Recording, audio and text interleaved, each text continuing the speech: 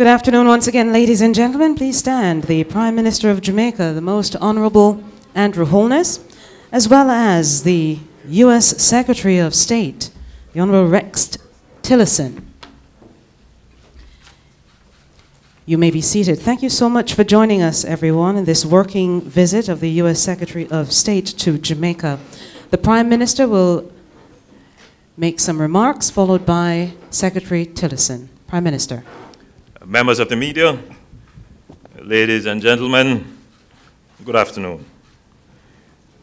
It was my great pleasure to welcome Secretary of State Tillerson to Jamaica and to host him and his delegation on this brief but historic working visit to Jamaica. Secretary Tillerson and I have engaged in critical discussions on issues of mutual interest to Jamaica and the United States, as well as the region, with a focus on promoting a peaceful, prosperous, energy-secure, and democratic hemisphere. Among the specific matters discussed were strengthening security cooperation in order to more effectively combat transnational organized crime, boosting the U.S.-Jamaica economic partnership, exploring opportunities to broaden U.S. CARICOM engagement, energy security, the economic vulnerability of middle-income countries, including climatic events, de-risking and correspondent banking issues, and of course the situation in Venezuela.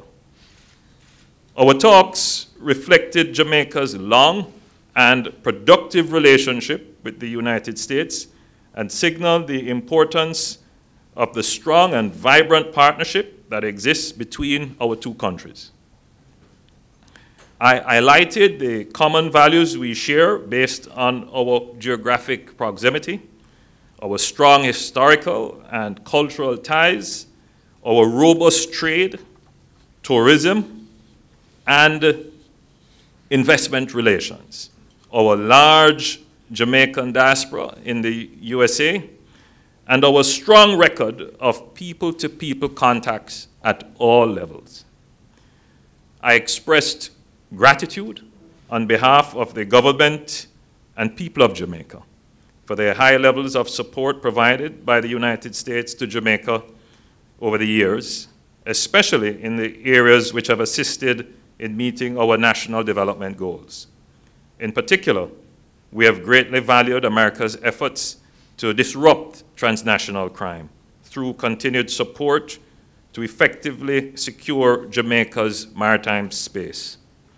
We agreed to deepen our cooperation in this regard, acknowledging also that the sharing and exchange of intelligence is critical to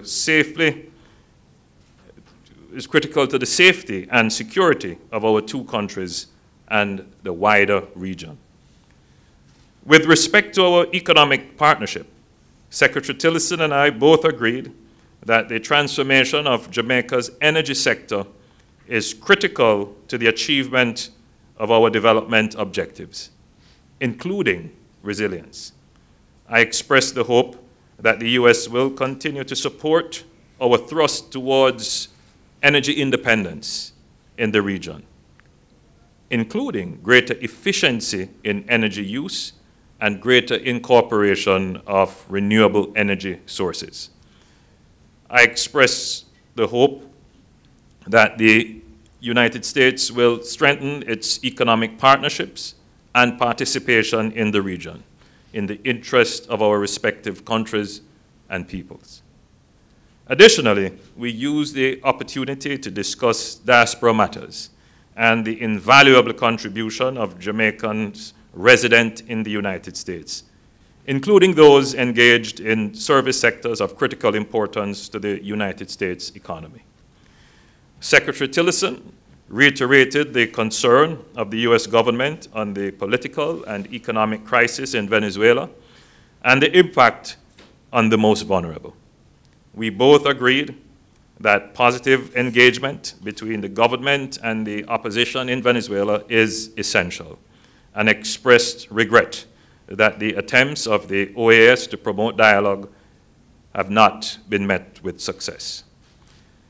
At the conclusion of our meeting, we agreed that the government of Venezuela must act in the best interest of its people, and that it should ensure that the presidential elections are free, fair, and credible in the eyes of the Venezuelan people and the international community. Secretary Tillerson, I thank you for visiting Jamaica today as we work towards a shared vision of peaceful, prosperous, energy secure, and a democratic hemisphere. I thank you for the frank and candid dialogue and the spirit of cooperation which have made our talks constructive and fruitful. I look forward to continuing the vibrant partnership enjoyed between Jamaica and the United States in the years ahead. I thank you.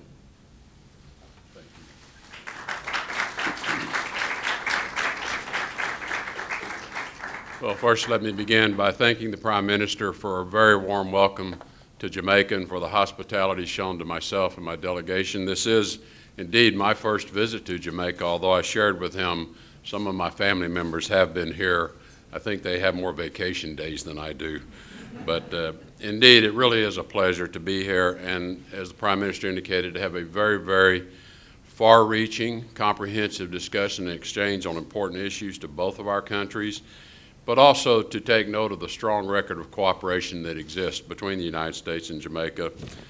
And as most of you know, this is the concluding stop on a trip that I've taken throughout Latin America and the Caribbean, and this stop, I think, is important because Jamaica is our closest partner in this region.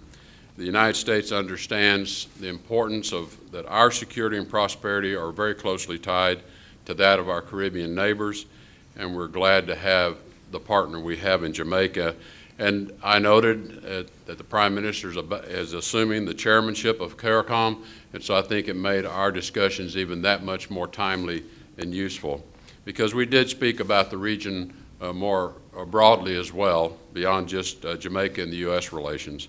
We did talk about several aspects of the U.S.-Jamaica bilateral relationship, and our view is of the outsized role that Jamaica does play in the region as a leader to other countries here in the Caribbean Basin.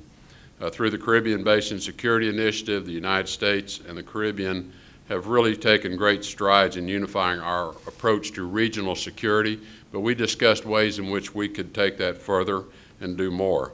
We appreciate the Jamaica government's commitment to countering narcotics trafficking and transnational criminal organizations and the cooperation that we already enjoy, but we also see many, many opportunities to enhance that cooperation to be even more effective in disrupting these illegal organizations. We appreciate the government of Jamaica has made important progress combating the lotto scams, cooperating closely with U.S. authorities to extradite suspected lotto scammers to the United States and establishing a bilateral lotto scam task force, and we welcome that. The U.S. government will continue to support Jamaica's security forces and criminal justice system. It is in both of our countries' interest to work together to investigate crimes, share intelligence, conduct asset seizures where legally and appropriate to do so, and bolster existing anti-corruption and anti-gang programs. In addition to our focus on regional security, as the Prime Minister indicated, we had a very comprehensive discussion on ways to promote increased energy independence, not just for Jamaica, but throughout the Caribbean. And we stand ready to assist with Jamaica and other partners in the Caribbean to explore and develop the resources they have, but also to share the abundance of resources that North America enjoys and the continent enjoys. Jamaica is developing new wind, solar, and natural gas capabilities, all of which are going to serve the Jamaican people better. And finally, as mentioned to the Prime Minister and Minister Johnson Smith, the United States appreciates Jamaica adding its voice to the major issues affecting our region, and the Prime Minister just spoke very eloquently about the concern we all share regarding the situation in Venezuela. Jamaica's votes in the OAS to achieve stability, prosperity, and support democracy in Venezuela have demonstrated exceptional support to the human rights issues that confront us in the Western Hemisphere. We will continue to ask our partners to support the people of Venezuela during this very trying time for them. And we will continue, the United States will, to put pressure on the Maduro regime to return its country to free, open, and democratic elections. The people of Venezuela deserve this. So today we'll continue to work hand in hand to advance regional security cooperation, build economic partnerships. We have so much more to do together, and thank you again, Prime Minister, for the very warm welcome.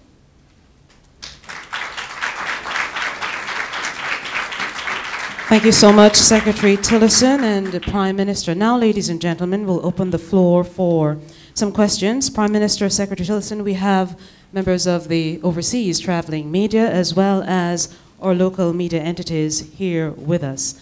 I have, again, the rules. You raise your hand, I will identify you, and then when the microphone is brought to you, could you please identify yourself, your media entity, and ask succinctly your question to the leaders. I see a hand over there. If we could get the microphone that side, please.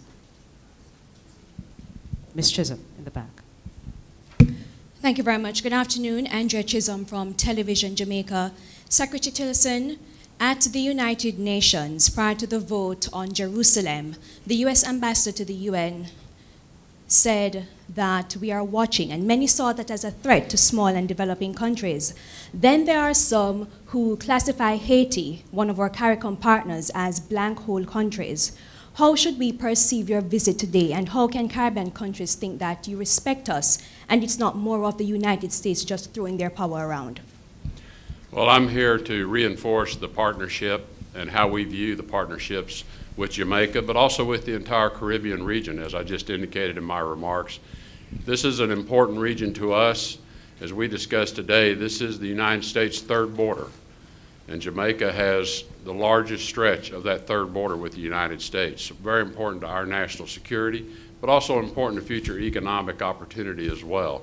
So the U.S. sees many, many opportunities for furthering our cooperation on trade, for strengthening our security cooperation, and most particularly for combating these transnational criminal organizations that bring nothing but problems and violence and devastation to Jamaica and the region, but also certainly to the homeland for the United States.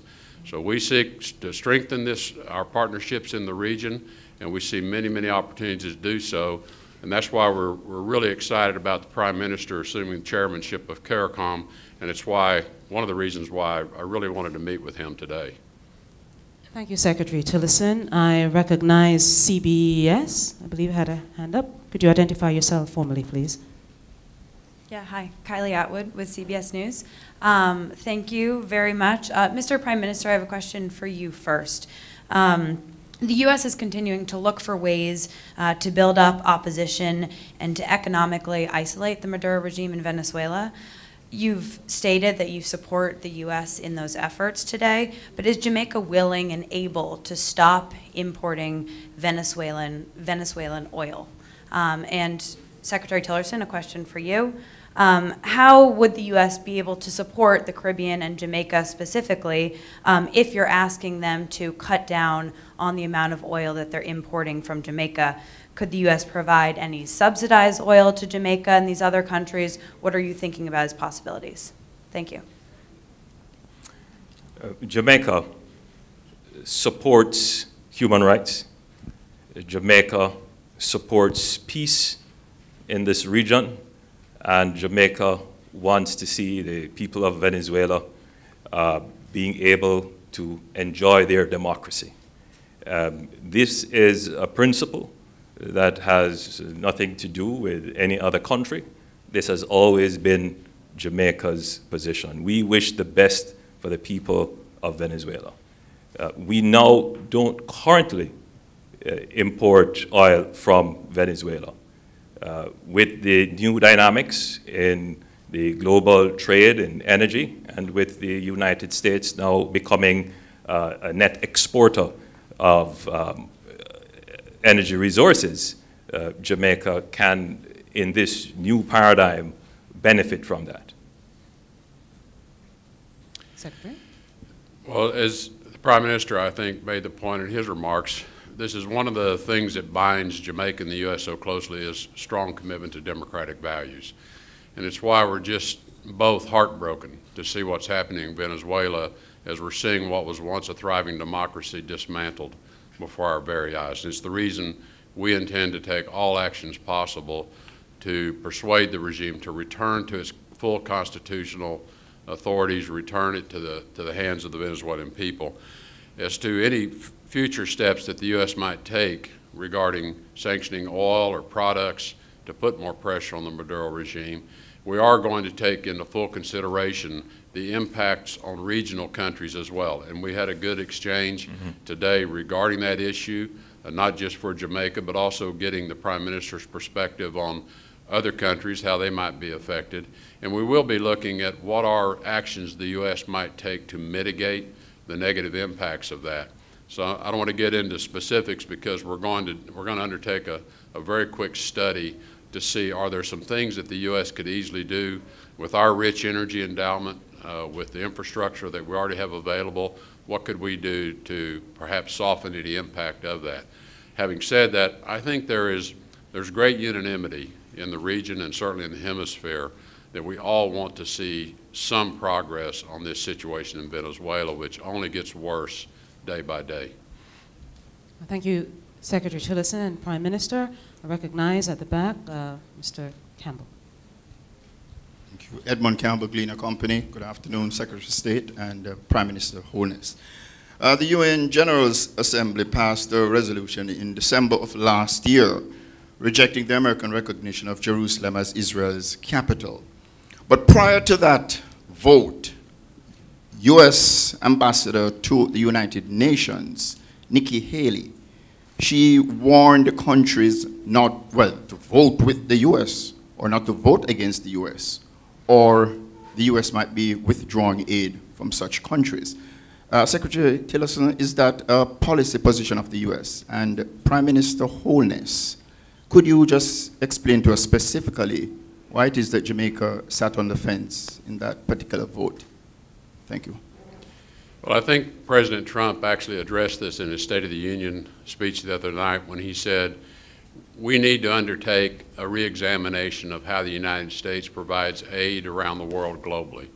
And not just for this particular issue, but more broadly in terms of, as we provide significant assistance to countries, are these countries that align with our values? Are they countries that align with what we believe are ways to make the world a safer, more prosperous place? And so I think it's in that context that I would answer your question, as it's not been examined in quite some time, or if ever, in terms of how does the United States want to think about the generosity of the American people, because this is the American people's money that's being provided to others, and what should the expectation be around what are we supporting? And so, as the President stated in his State of the Union address, he's asked that we consider that question. There has been no new policy adopted at this point, but he's asked us to think about all of our elements of our aid programs, and are they really advancing and promoting the values that the American people want to see advanced? Edmund, Jamaica was one of several countries in the Caribbean region that abstained. From our perspective, from a diplomatic perspective, Jamaica did not need to take a position on another country's position on where they would want to see as a capital in the world. So from our perspective, this was not an issue that Jamaica should take a position on. Generally speaking, Jamaica conducts its foreign policy on principle. We are not conducting foreign policy for aid or for special benefits.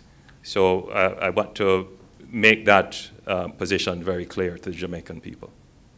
Thank you, Prime Minister, Secretary Tillerson. And given our time issue, let's take a final question. The gentleman with the beard. Oh, we have another question. I thought we were done. I am Dave Clark from National France Press. The question is actually for Mr. Prime Minister. Mr. Prime Minister, when we were with the Secretary in Mexico last week, the Foreign Minister Videgaray said that if America went ahead and expelled more than 1 million so-called dreamers, that this would be a win for Mexico, a massive injection of human capital, and a loss for the United States because they'd be losing a lot of valued workers. Now, you yourself have just spoken about the large Jamaican diaspora in the United States. From your perspective, if the United States were to halt or reverse immigration from Jamaica and the Caribbean, would that be a loss for the United States, or would that be a loss for Jamaica? And how do you feel when the President of the United States is reported as saying he would prefer immigrants from Norway? Thank you. Well, you raise a very interesting question. We in Jamaica have struggled with the reverse of immigration, which is the loss of tremendous talent and human resource, much of which we pay for. We call it the brain drain. At the same time, you know, the government of Jamaica would not want to see people deprived of their dreams and aspirations and ambitions. But from a government perspective, we are a practical government.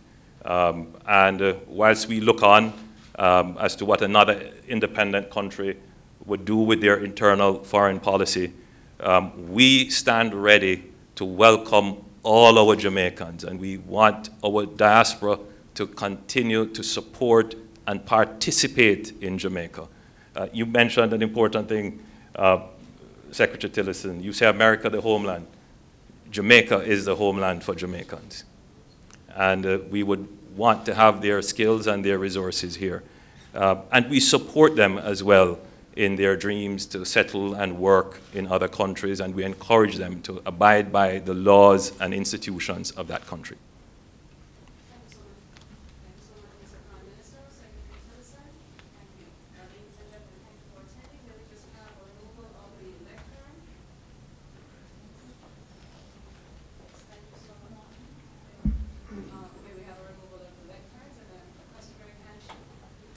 Now we'll get that. We'll get the real one.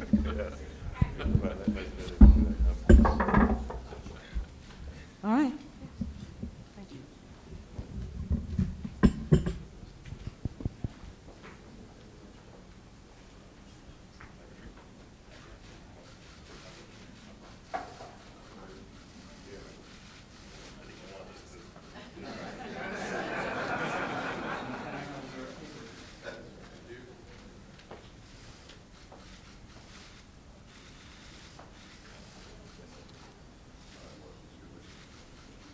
All right, wonderful. Thank you so much to our visiting delegation.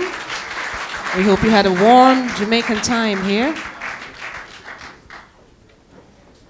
May we invite those who remain behind to enjoy some refreshments here. The Prime Minister will see Secretary Tillerson to his vehicle.